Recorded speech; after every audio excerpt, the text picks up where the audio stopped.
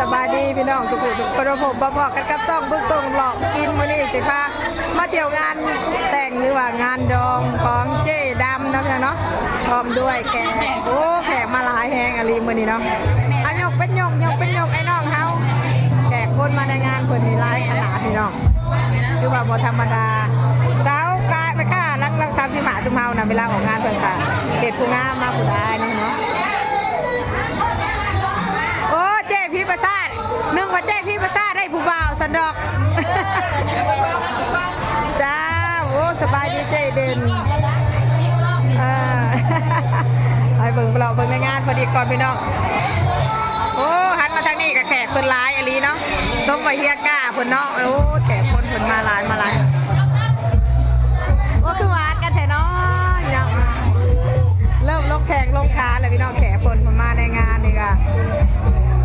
ค่ะตอนใหม่ๆมันก็อีกแบบหนึ่งได้เนาะตอนนี้เริ่มลงแข่งลงขาเริ่มออกสเต็ปแล้วตอนนี้เนาะสุดแบบว่าจักหลอกมานี่ก็ได้เนาะ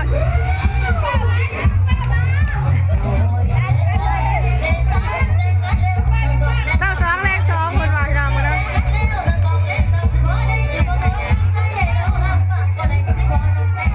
นี่พี่น้องงานแต่งอยู่รัก35มันจะมอนแข้งสวรรค์นาเขตอยู่ภาพไปเบิ่งเจ้าสาวโอ้เจ้าสาวนี่เห็นยังไงกับงามอยู่คือเก่าเนาะโอ้สบายดีแต่เป็นมาฮะเจ๊เอื้อยเจ้าโอ้สบายดีเด้อโดยสบายดี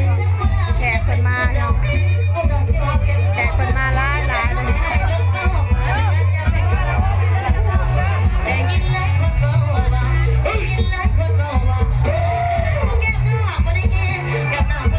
เจ้าบ่าวกับเจ้าสาวน้ำเนาะ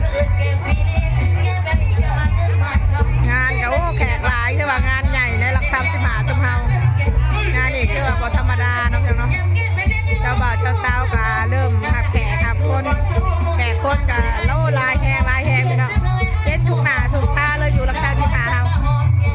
เริ่มเลยได้พี่น้องทั้งนั้นเราก็จะเป็นการถางสรรค์ความหวานชื่น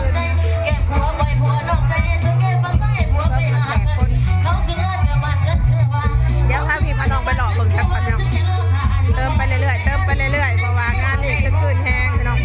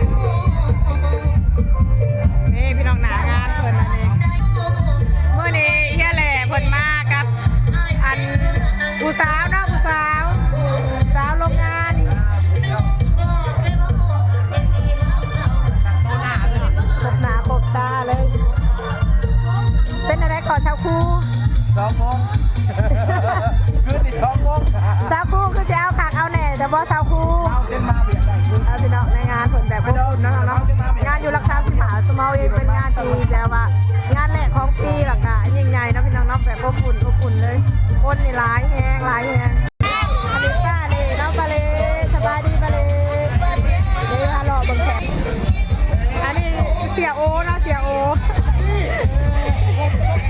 ใส่เสียโอเพื่อนก็ได้ดอกไม้งามเลยเนาะพี่น้องเนาะไอ้กันแบบว่าธรรมดา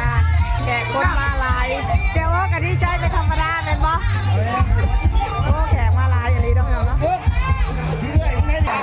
โอ้ยาพอบ้านจะมาเห็นผู้หล่อเถอะเนาะ บางคนจะนึกว่าคุณพ่อเนี่ยเอาตัวคนเองมาเนี่ยที่เป็นภรรยาเพิ่นบอก อย่าจัดรอบลายดูลายได้อย่าจัดรอบดูลายได้จากเต้นได้อันนี้แขกเริ่มลายแหงไปแล้วป้าสาวโต้นมานั่งกินเบียร์มื้อนี้ด็อกเตอร์โต้นโอ้ถือว่ามื้อนี้ไผก็จะเจ็บแจไข่เด้อด็อกเตอร์โต้นมันมาฉลองอยู่พี่เฮ็ดสำผู้สาวสำน้อยได้มื้อนี้ได้มื้อนี้ถือว่าเป็นผู้สาวสำน้อยแม่นบ่โอ้ผู้สาวอย่าเลิกคือว่างานนี่มีแต่แม่ค้าเฮาน้องๆส่วนใหญ่เพราะว่างานแม่ค้าสิพาพี่มาน้องไปเก็บภาพบรรยากาศตั้งไว้ได้บาทนี่เพิ่นตั้งไว้หน่อยพาพี่น้องมารอแล้วขอเรียนเชิญเลยทีมงานทาเทียตุ้ยตลาดดงแล้วก็มาหลายๆน้องเนาะวัดใจเพิ่นกับครบพอดีเสื้อถือเป็นเกียรติกับพี่น้องเอาโต๊ะมือดังหลายเนาะจักภาพ1 2 3เ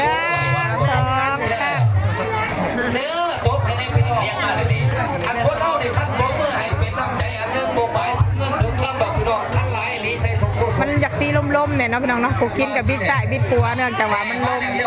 โอ้คนหล่อฮะกับมาซ่าทานเอเบียงเส้นทานเอเบียงเด้อมาซ่าแท้เมื่อนี้ชื่อว่าคือขึ้นเนาะพี่น้องสมบูรณ์